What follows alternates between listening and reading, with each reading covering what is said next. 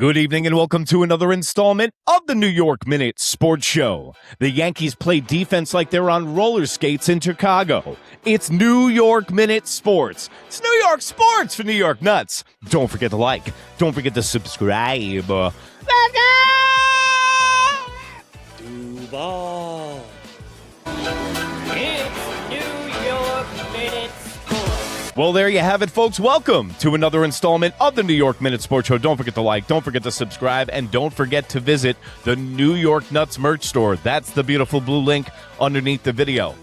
Well, the New York Yankees lose 5-2 tonight in Chicago, and the narrative of the New York Yankees in 2026 continues. Hell, it's the narrative of the Aaron Baboon Bubbles Buffoon Wow led New York Yankees is put the ball in play and you'll beat the New York Yankees. Force the New York Yankees to play defense, and we saw that in full display tonight.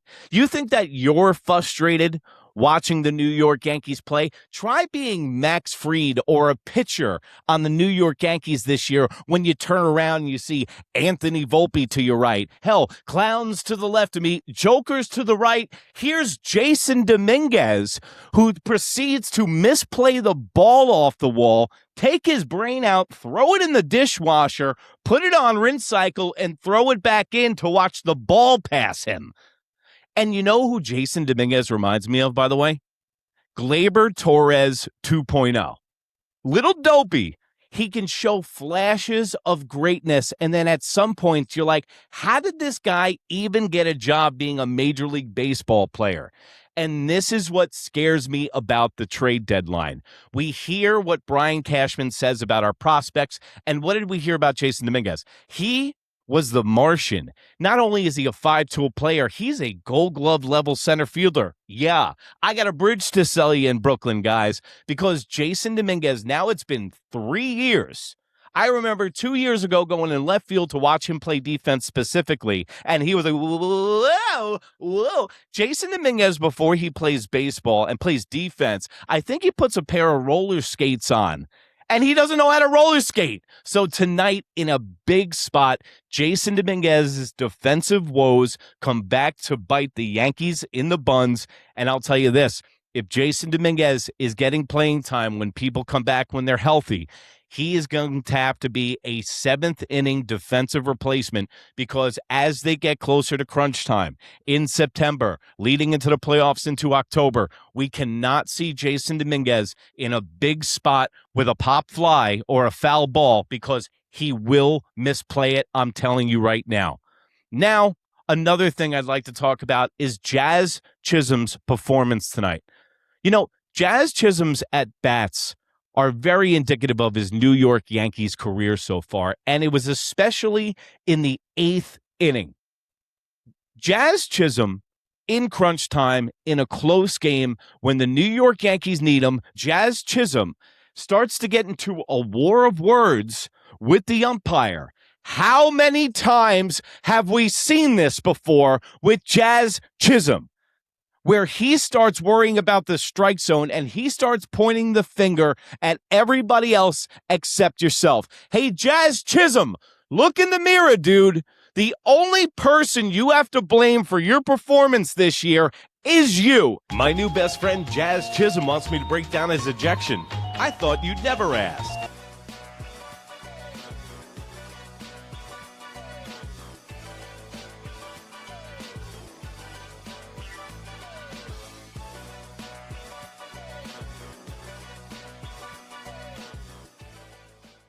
It's not the umpire's fault. Never been, never has. Nobody has anything out for you. Now, Jazz Chisholm, after the first strike, he don't like it. He don't like the temperature of the soup, right? So he starts going at the umpire, and the umpire's like, what's going on? Boone comes out. He's like, what are you doing? Jazz, chill out. He's like, no, I'm not even arguing about anything. And then 3 pitches, 3 swings, sit down, goodbye. When you got Ben Rice behind you and you actually have a chance to win a game on the road in a tough environment against the Chicago Cubs, that's lack of concentration. And that's a microcosm of Jazz Chisholm's whole career on the New York Yankees. This is the Super Bowl. You just summed up your entire sorry career here in one sentence. Is that he's been distracted by everything else except baseball. He's concentrated on everything else except baseball. He's got Giancarlo Stanton's pants. He's got Aaron Judge's bat. He's got the scarecrow's brain, and he's got the temperament of a 16-year-old. You know, I thought Jazz Chisholm was like 23. He's like 29 by now. That act is getting really old, really quick. And now I even hear rumors about Jazz Chisholm getting moved for Gleyber Torres on the Tigers. Hey, I told you so. I never wanted Gleyber Torres to leave. I was like, why? For $11 million, why don't you retain him? I don't want to deal with Jazz Chisholm.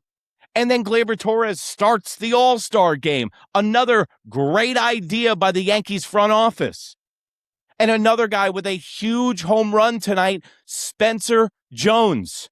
And you know what? The thing I got a problem with is this guy has been lights out. He runs like a gazelle in the outfield. He's a lockdown center fielder. Love his defense. But you got to remember, the New York Yankees didn't want to bring this guy up. They dragged their feet on Spencer Jones left and right. And if you were in the know, you heard rumors coming out of Yankee land. They weren't high on this guy. I understand the strikeouts, but this is when the nerds and the computers get in the way. When you got a guy like that, bring him up, let him cook, see what happens. These guys think they're soothsayers. They think that they got a globe where they can see the future. You're not, Brian. When it comes to positional players, you better just take this day off. Because you're valuing talent with batters. Look at Ben Rice, where he came from. I didn't hear his name out of Brian Cashman's mouth at all. So Spencer Jones gets another big home run. So this is the next conversation we have to have. Spencer Jones, Jason Dominguez, trade deadline. Who do you want to see go? Who do you want to stay? Did they raise their trade stock, Jason Dominguez and Spencer Jones, since they've been playing decent? By the way, I know I just was rough on Jason Dominguez. He's hitting 270 from the right side of the plate. That's another thing that the New York Yankees did with Jason Dominguez. Not only did they re-sign Trent Grisham and stop the progress and development of Jason Dominguez because he had that one good year, is the fact that they were sitting him against left-handed pitching in AAA and were not letting him hit right-handed. Why'd you bring him down there to begin with? AAA is for practice. Yo, we talking about practice? We talking about practice. He should have been hitting from the right side of the plate down there. Now Jason Dominguez all of a sudden is a switch hitter that's good at the left side. Now he's hitting 270 from the right side. So now their stock is as high as it's going to be right now. And they're choosing a very good time to figure it out on the major league level. Now, my question to you guys is, now that they're playing well, do you want to keep them or do you want to let them go? Let me know in the comments below, because this is going to be a tough decision for the New York Yankees and the Yankees fans, because I'm torn. I haven't made my decision yet. August 3rd is the trade deadlines. Things are going to start heating up here. Don't forget to like, don't forget to subscribe, hit the notification button, and I'm going to be filling you in the whole time. But it's going to get really interesting, and there's a lot of Yankees that could be on the move. Speaking of Yankees on the move, it's none other than Duval. Their boy, your boy, and definitely Brian Cashman's boy. Duval.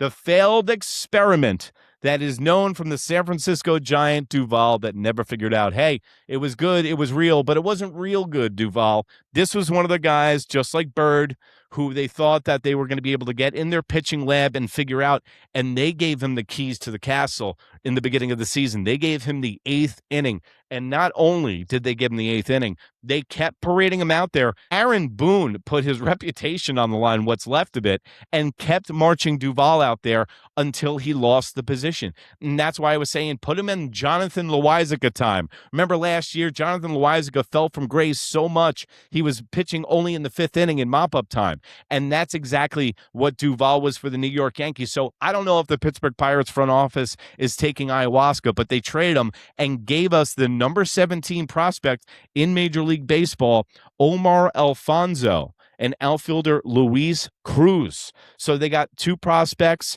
and they got cash back. Now, This is also the trade deadline. They move Duvall. They get cash back. Now they got the prospects. Those prospects might not even see the New York Yankees. They might be getting put into a package because, think about this, Cody Bellinger got hurt, and now they need more trade pieces. So you trade Duvall, and then you get more prospects that you can put into a package, pause, for another team. Max Fried, he went 5 innings, 2 hits, 1 earned run, 7 strikeouts, and 78 pitches. Look good. He's just got, the band of clowns behind him playing defense. And it was so crazy. He was pitching a no-hitter, and he was losing the game 1-0. How about that? That was very, very weird. I haven't seen that dynamic, and that's one of the greatest things about baseball. That's baseball, Susan, is you can be watching it as many games as I've watched it and see something that's never happened before that I've seen. This is not the full Max Fried yet. He's still coming back from his injury, and they're ramping him up on the major league level. Usually they bring down guys to Tampa or AAA to do this, but no, the New York Yankees do this on the major league level. You'll see the same thing with Giancarlo Stanton. Apparently, Aaron Boone said Giancarlo Stanton's going to be back before Aaron Judge. I don't know what that's all about, but because they can't get their story straight for the New York Yankees. Then another side note that really upset me today is that Caballero gets that RBI, Spencer Jones scores, and he's in the 9 spot. You're leading off with Schumann. What do you have against about putting Caballero in the leadoff spot? It makes sense. The guy's a spark plug. The guy comes through in the clutch. I'd like to see him get more at bats. He steals bags, bro. All he does is steal bases. So why won't you put a leadoff hitter that makes contact, puts the ball in play, which is your kryptonite, New York Yankees, and let him get on the bags and operate? Then you could put Paul Goldschmidt behind him. I like the Schumann Paul Goldschmidt, but I would like to see Caballero Goldschmidt, so you get the 1-2, and then you can have a Ben Rice Bopper in there. But the New York Yankees tonight lose in familiar fashion. They lose on the road, but what wasn't really too familiar with the New York Yankees tonight is Hedrick and Cruz. Listen, shit's going to happen. And we've been riding high on the New York Yankees bullpen because they have been lights out. The starting pitching has been lights out. But I have said this before, guys. Bullpens are hot and cold. And just like the New York Yankees offense, that it seems like everybody is cold across the whole team, the bullpen has been red hot. So what goes up must come down. And baseball goes like this, guys. It goes in waves. So if the New York Yankees bullpen starts showing a little bit of chink in their armor, let's get all those mistakes out before we start getting to the playoffs, and that's where the New York Yankees are headed.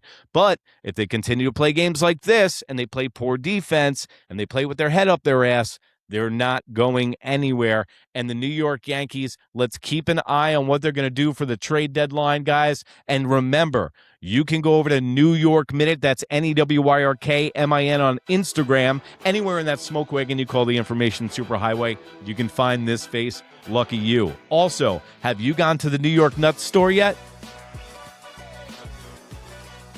Have you become a New York Nut yet? For $1.99 a month, you get twice the show for half the dough. And remember, if you can't be good, be bad, baby. Good night, Canada. Bye. What's up, my guy? I only do it for the fun anyway, bro. So, I don't have any bad blood anyway. I just do it for my fans because they like when I do shit like that. And other than that, bro, I don't really like doing podcasts all the time. So, we get here. We don't have to do the show. Maybe Trent listens to the show when he drives to the ballpark, and Eric from Bayville actually motivated Trent. Who knows? That's your boy. So You said he was. Goodbye. That's my boy.